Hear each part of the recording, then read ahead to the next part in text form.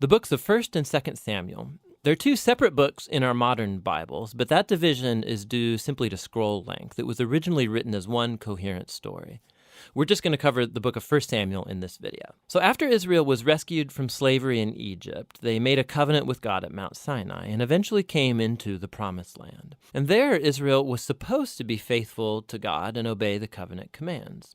Before the book of Samuel, Judges showed how Israel failed at that task big time. It was a period of moral chaos, and it showed Israel's need for wise, faithful leaders. The book of Samuel provides an answer to that need.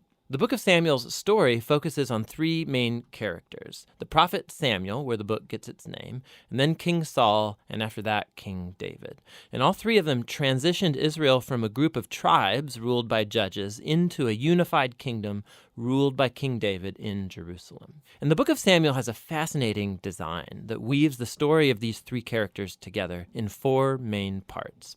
Samuel, he's the key leader and prophet in the first section of the book, but then he also plays a key role in the next section, which is Saul's story, and it's told in two movements: Saul's rise to power and then his failures. And the second part is about his downfall and his tragic death. And then the drama of Saul's demise is matched by David's exciting rise to power. And then David's story is told in two movements. First, he rides the wave of his success, followed by his own tragic failure and the slow self-destruction of his family and then his kingdom. The book concludes with an epilogue that reflects back over the whole story. So let's dive in and see how this all unfolds. Part 1 picks up from the chaos of the book of Judges, and we're introduced to a touching story about a woman named Hannah. And she's grieved because she has never been able to have children. And by God's grace, she finally has a son named Samuel. And in joy, she sings this amazing poem in chapter 2.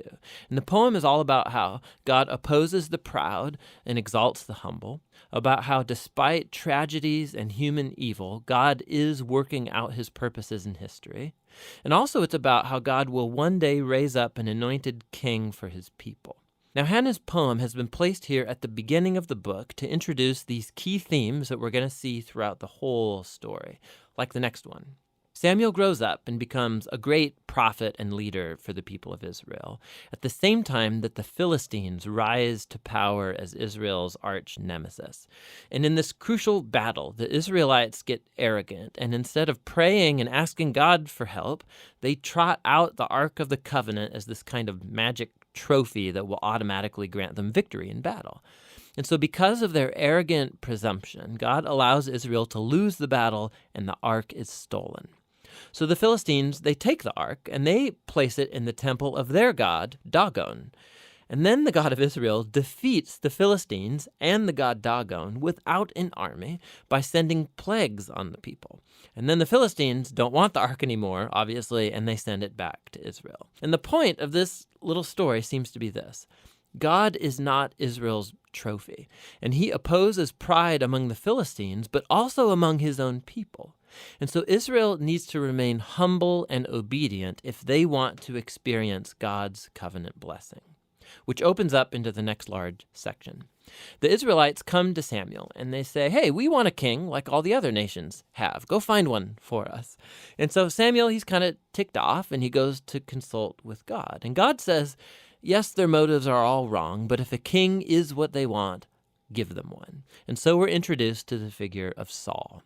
Now, Saul is a tragic figure because he begins full of promise. He's tall, he's good-looking, he's a perfect candidate for a king. But he has deep character flaws. He's dishonest, he lacks integrity, and he seems incapable of acknowledging his own mistakes. And so these flaws become his downfall. He wins some battles at the beginning, but his flaws run so deep, he eventually disqualifies himself by blatantly disobeying God's commands. And so the aging Samuel confronts Saul and Israel. He had warned the people that they would only benefit from a king who's humble and faithful to God. Otherwise, the kings of Israel will bring ruin.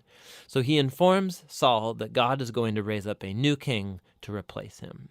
And so Saul's downfall begins, as God at the same time is working behind the scenes to raise up that new king. It's an insignificant shepherd boy named David. He's the least likely candidate to be king, but the famous story of David and Goliath shows that God's choice of David is not based on his family status, but simply on his radical and humble trust in the God of Israel. And so this story embodies all of the themes of Hannah's poem. Proud Saul and Goliath are brought low, while humble David is exalted. From here, we watch Saul slowly descend into madness, while David rises to power. So David starts working for Saul as a general, and he's winning all of the battles, and he's also winning all of the fame. And so Saul gets jealous, and he starts chasing David around, hunting him, trying to kill him. David's done nothing wrong, and so David simply runs and waits in the wilderness. And here we see David's true character. He has multiple opportunities to kill Saul, but he doesn't. He simply trusts that despite Saul's evil, God will raise up a king for his people. What's interesting, too, is that many of the poems of David that you find in the book of Psalms are linked to this very period of his life, and they all express the same attitude of trust. And so this section of the book ends with Saul coming to a grisly death after losing a battle with the Philistines. 1 Samuel tells some of the most intricate, well-told stories you find anywhere in the Bible, and the characters Saul and David, they're portrayed very realistically. And the author's putting them forward as character studies so that you can find yourself in them. So in Saul's story, we see a warning. It's crucial that we reflect on our own character flaws and how they harm us and other people. And with God's help, we need to humble ourselves and deal with our dark side so that Saul's story doesn't become ours. David, on the other hand, is presented as an example of patience and trust in God's timing in our lives.